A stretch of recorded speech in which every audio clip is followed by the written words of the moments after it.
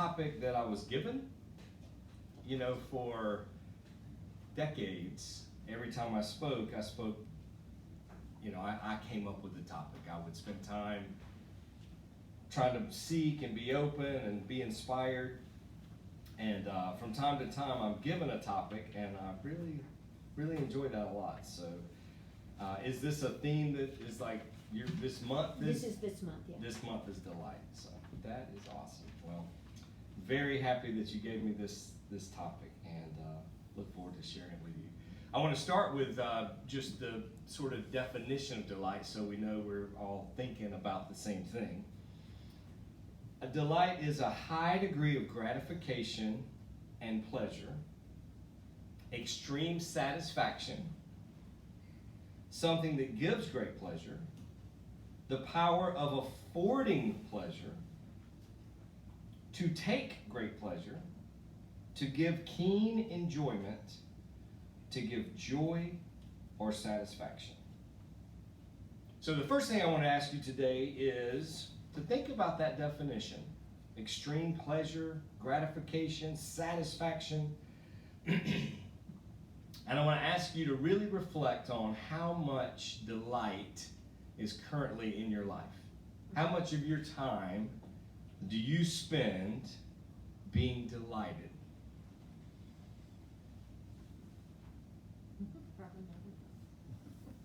So there's room for more. Good, so we have something to talk about. Next question to you, and I'm really asking you to think about this. Is it up to you? How much of your delight in your life do you get to decide? Because if you don't have agency over the delight in your life, then really there would be no reason for us to talk about it. But I believe we are responsible for how much we delight in life, how much delight we bring to others. And so the things we talk about today, we can actually improve the quality of our lives by improving the level of delight that we enjoy, that we experience, that we give to others. A high degree of gratification or pleasure, extreme satisfaction, keen enjoyment, the power of affording pleasure. There's a passage, a text, a verse in the Hebrew Bible in Psalms that says, take delight in the Lord, and he will give you the desires of your heart. I would like to expand that, and so where that word Lord is, I'm not crazy about that word to begin with. I think it has a lot of negative connotations, but if we substituted loving, spiritual, generous, beneficial, helpful, take delight in that which is loving. Take delight in that which is spiritual. Take delight in that which is generous. Take delight in that which is beneficial. Take delight in that which is fulfilling. A delightful life will be a fulfilling life. Now, from the jump, I want to talk about different types of delight, or maybe different levels, because I think a lot of times we think that we equate delight with, say, the squeal of a child, right? Taking delight in, say, Christmas morning. And they rush into the living room, and Santa has left some gifts around the tree or the fireplace, and they squeal because it's the thing they really wanted. This past week, Autumn, my a 6-year-old granddaughter, dear friend, family friend, lost a tooth, and it was time for the tooth fairy to come. And I always say the tooth fairy will come to your house, of course, you know, but he's also going to come to my house. And she's always leaves something here for you too. Well, I think the first time that it happened, I set the bar pretty high. I probably did a little too much. So this time, when she came and she saw that the tooth fairy had only left money, she was like, I don't want money. I don't want to be rich, is what she said. She said, I really want a toy. So I said, well, you know what? I can write the Tooth Fairy a note and see if she'll exchange a toy. Oh, well, the first thing I said is, well, we can take that money and I'll take you and we can go shopping right now and you can buy a toy. No, I want it to be a surprise and I want the Tooth Fairy to bring us. Okay, so I'll write her a note and tell her, would you please take this money back? Autumn does not want to be rich, and replace it with a toy. So I was busy, of course, and the next day she was coming over before I had a chance to do all this. So we ran by the dollar store. You know, there's one on every corner these days. And I got a container that's, it was gray, not clear, so I could hide stuff in it. So as we were shopping, so we were walking through the toy aisle and she was pointing to stuff and she did that squeal of delight, right? She loved this thing. She just loves it so much and would like it. And it was actually a hair holder, a scrunchy kind of thing that holds when you do a ponytail or whatever. But it had a little animal, like a stuffed animal face on it. So she squealed. I'd gotten her one before, but there were two more that she just loved. I said, well, she said, can we get them? I said, well, you know, the Tooth Fairy left you something at my house, so let's go see what that is first. And then, so while I distracted her, I hid those two items in the, was able to check out and get them. So anyway, when we get back, we're playing, doing different things. I was like, did you forget about the Tooth Fairy? Oh, yeah, what? And so she said, did she hide it? So she started looking around, and I'd taken one of the paintings she had done, and I'd hid them under there. And I was like, I think that's the same place where she left it before. So she ran over there, and when she lifted that and saw that the very two things that she had just picked out and wanted, and somehow magically the Tooth Fairy had left those for her, she squealed in delight. And just kept asking, how did she know? How did she know? And I said, it's magic. We often think of delight like that, and that is delightful. And not only did she delight in that, but I derived much delight from that whole experience. There's delight on different levels. I think there's simple delight.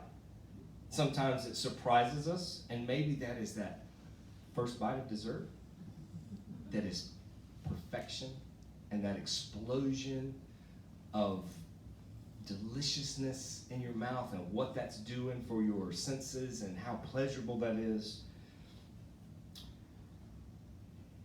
There's the delight of maybe seeing an old friend or family member that haven't seen in a while. Autumn, and not only did she have a Tooth Fairy visit, but last week it was her birthday, and she had a pool party. And when I got there, she was already in the pool with her friends and playing, just having such a good time. But when I walked up, she said, Michael, that squeal of delight showed her delight, but then boy, you better believe it delighted me. When Sophie, my 2-year-old granddaughter, says, Granddoo, I'm Granddude, and she calls me Granddoo for short. It's just so delightful. There's simple delights, surprises, pleasures that are on a certain level. Then there's more complex delights. This says delight has to do with gratification, pleasure, of course, but also extreme satisfaction, fulfillment.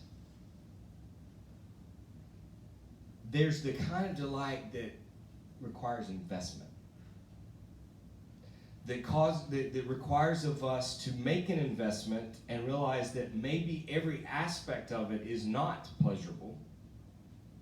There's work involved. There's investment, there's effort, but it leads to a deeper level of delight. Maya Angelou says, we delight in the beauty of the butterfly, but rarely admit the changes it has gone through to achieve that beauty.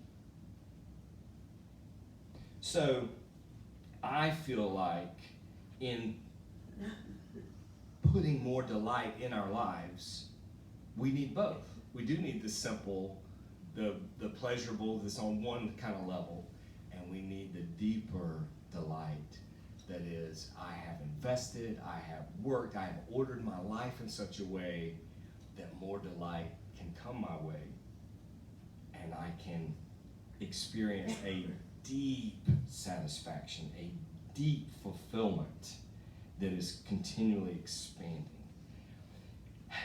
What if we became convinced that delight is an important part of life, and that time is ticking by, and we get to decide what our lives are going to be, and we want to put more delight in it?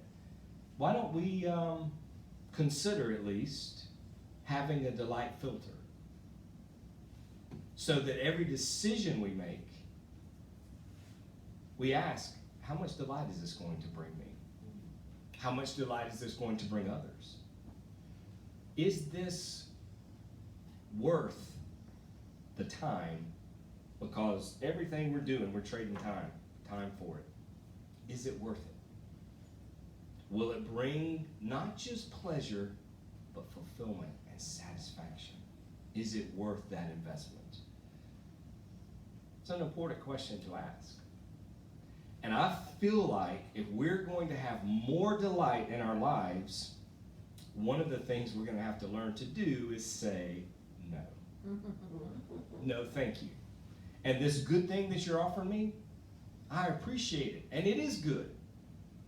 But sometimes good is the enemy of right or great or perfect or better.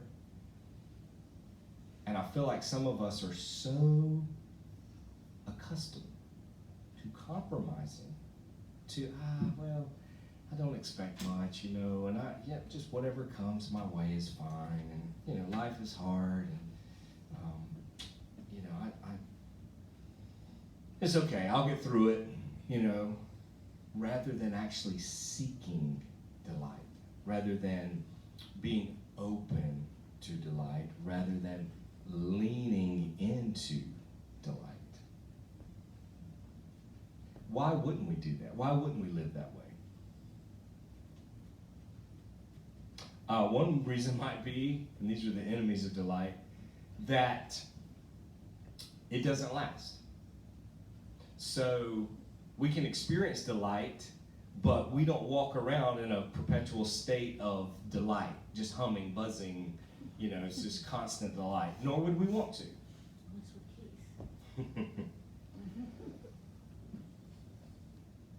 So maybe we don't trust delight. And maybe delight has been a part of great disappointments in our lives. Maybe we were experiencing delight and someone came along and just, yeah. Who do you think you are to be happy like that? What do you think you're doing? Don't you know your place? So we begin to distrust delight, and it begins to scare us, and we begin to think, the safe place is not to put myself out there. The safe place is not to experience delight, because if I'm experiencing that, it's going to trigger other people, other parts of them that are envious of it, or whatever their deal is, and they're going to come along and try to rob us of that delight. Maybe you are such a people pleaser, such used to relating in codependent ways, that you can't even think about your delight, you're just thinking about others. I'm here to tell you that the delight that you are able to give others is going to be directly related to that which you are able to experience yourself. If you will lean into delight, if you will allow yourself to experience delight, you'll be able to, first of all, it'll just happen organically. They'll be around you and they'll be delighted just because of your delight. But then you'll be able to share so much more and bring delight to them. If we do the work of recovery, of healing, of growing and evolving and expanding and becoming more soulful and loving and kind and delightful, we do that work, we fill that love tank, we have so much more to give. And we will make others' lives so much better, so much more delightful because of the investment that we've made into ourselves. So the first level of delight is all of those things I've mentioned as it relates to us. I think the second level is the delight we bring to others. This says, high degree of gratification or pleasure, extreme satisfaction, to take great pleasure, but also to give it. The power of affording pleasure. The ability to give delight. Love does not delight in evil, but rejoices with the truth. It always protects, always trusts, always hopes, always perseveres. How many of you don't have to raise your hand, how many of you have experienced delight in the misfortune of someone else? Finally they got what was coming to them, right? Oh, they hurt me, they wounded me, they hurt my feelings, they betrayed me, they whatever. But look what happened to them. They finally got theirs. That German word, what is it? Schadenfreude? There's no direct translation to English, but it means delighting in the misfortune of others. That's not the kind of delight I want to experience. There's another word, Freudenfreude, that means delighting in the pleasure of others, in the happiness of others. That is the kind of delight I want to experience. Joseph Brodsky said, how delightful to find a friend in everyone. If we go out into the world to spread delight, that's everyone we encounter is going to be a friend. Delight has the ability to keep us in the present moment. And one of the most dangerous things, one of the most harmful things to us is not living in the present moment, not being present. We're distracted. We're thinking about the future. We're regretting the past. We're thinking about what we need to be doing, what our to-do list is, or all these other things, rather than being right here, right now. This week I was doing work on myself, and a part of myself that is never satisfied. There's a part of me that's never satisfied. So in the work I was doing, I was looking at why and the role this part plays and how it has a place and it is important, because the very thing I was doing, self-development, is because I'm not satisfied with where I am. And when I write a book, I immediately want to write another book. And I want to make each one better than the one that came before. And I achieve a certain level of success or have a certain size audience for my books, for my teachings, for my music. And I'm grateful for it, for the size, for the people that, but that part of me wants more. Always more.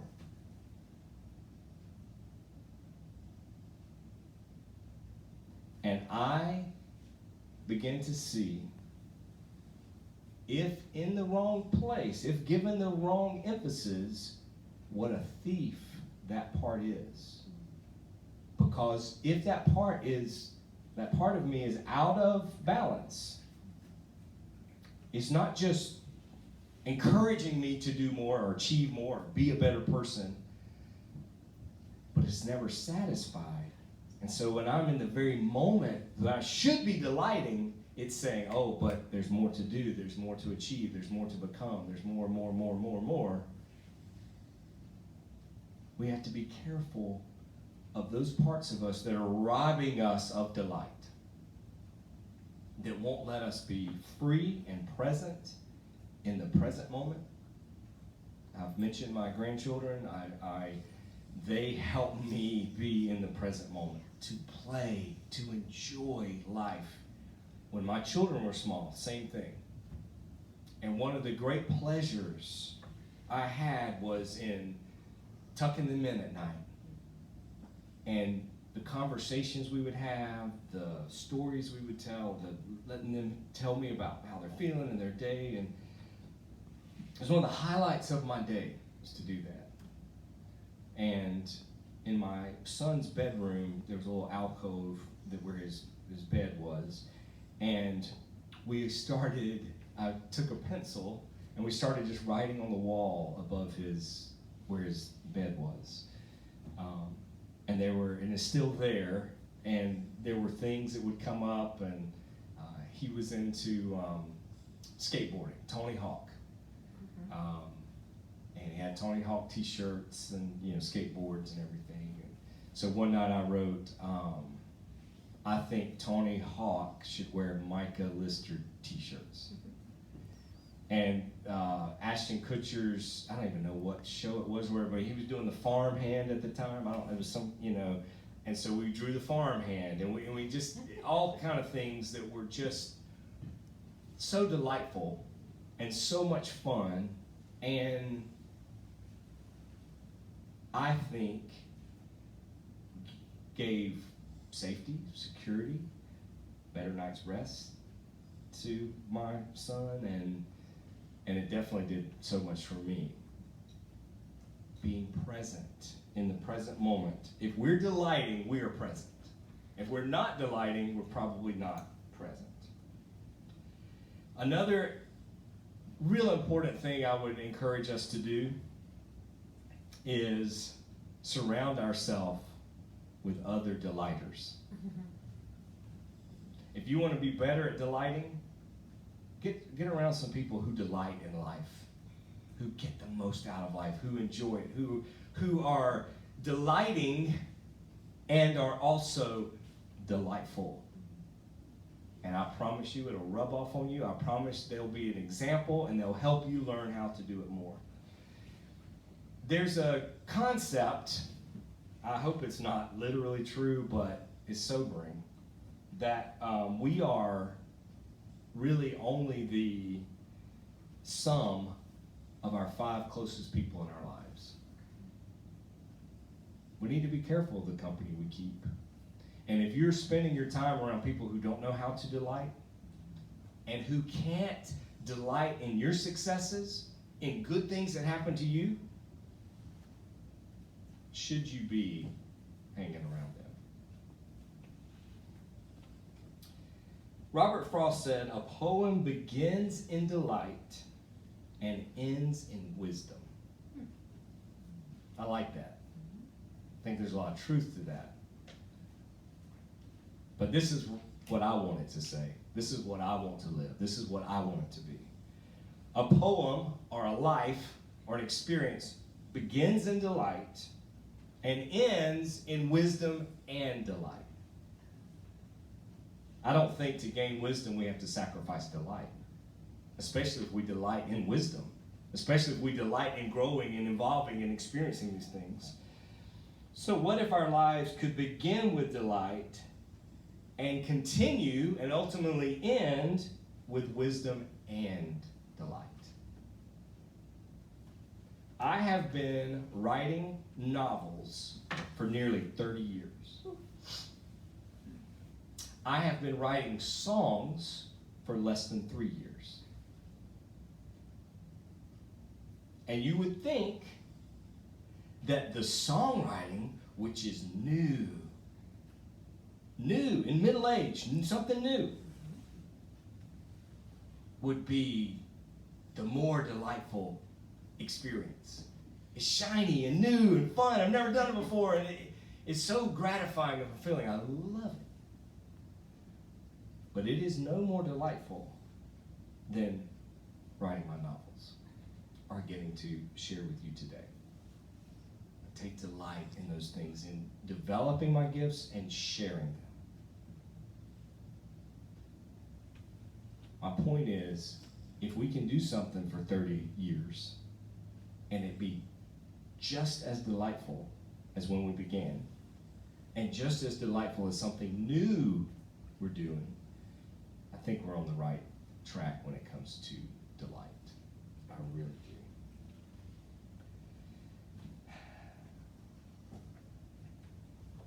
We must risk delight. Risk it. There's a risk involved. We can do without pleasure, but not delight, not enjoyment. We must have the stubbornness to accept our gladness in the ruthless furnace of this world. To make injustice the only measure of our attention is to praise the devil. It's by Jack Gilbert. And sometimes I do think we are so focused on the injustices of the world. We're so focused on what is going wrong that we don't think about what is right. We don't take pleasure in what is so good and rich and delightful. I think because we know everything ends, we're scared to let ourselves experience joy and delight because of the cost or because it's ending. Much of human nature wants to maximize pleasure and minimize pain.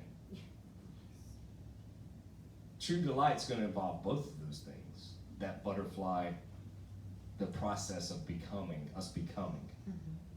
But if we can delight in the process and appreciate everything that happens, and that every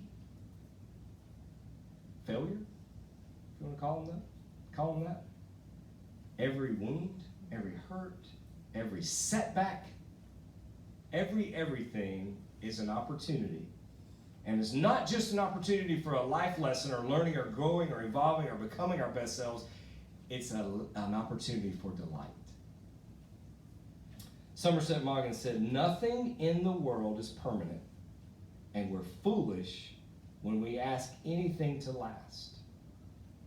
But surely we're still more foolish not to take delight in it while we have it." In fact, the fact that it's not going to last should make us delight in it even more. It should become more precious, our very lives and every experience we have and every person in our lives, more precious, more valuable, more delightful. I want to close with this. Maria Kalman said, "The pieces I chose were based on only one thing, a gasp of delight. Isn't that the only way to curate a life?" The pieces I chose were based on one thing only, a gasp of delight. Isn't that the only way to curate a life? I encourage you to curate your life by that which brings delight. Not just the simple delights, those for sure, but also the more complex delights that require investment, that require every aspect of life, pain and challenge and difficulty. And both kinds of delight make for a good life, worth living, worthwhile. And my wish for you today is the most delightful life possible. Then you will begin, even more so, I'm sure you've already been doing it, but even more so after today, to curate your life based on delight. Thank you very much.